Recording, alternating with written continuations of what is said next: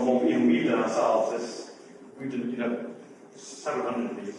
Each one of those little deals there probably make you about, on average, should be making between 3,000 to 5,000 per deal.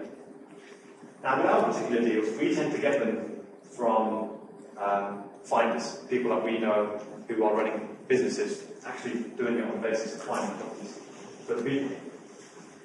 And like I mentioned before, we set it up mainly to do something with the deals that we were getting outside of our area. So the great thing about this strategy is it allows you to make money out of deals that you would have wasted, basically. And it might be the deal's too big, it might be too small, it might be too far away, whatever reason it is. So it's a great way of taking care of those leads, and it just generates chunks of cash that you can then use to put into properties that you do want to keep for yourself. And that's really my strategy. Trade, make some money, put that into properties that I want to keep, and pay the mortgages down. You get some like that are unmortgageable, for example, and you don't want to buy that, so you can sell to a cash buyer, commercial properties. Okay, there's two things that you've got to focus on with this particular strategy. So this is the first cash flow strategy I want to kind of focus on.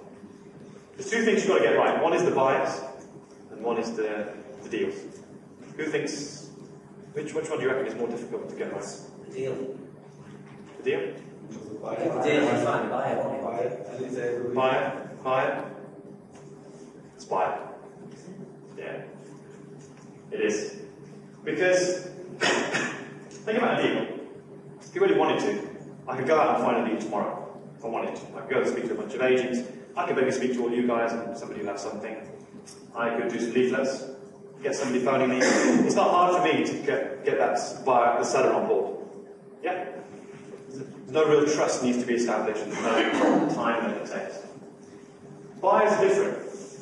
What tends to happen is buyers will work with you based on a bit of trust, a bit of credibility, and that takes a bit of time to put together to get that in place. And what I tend to find is people trying to put deal packaging operations in place don't really have the patience very often to work with the buyers. And that's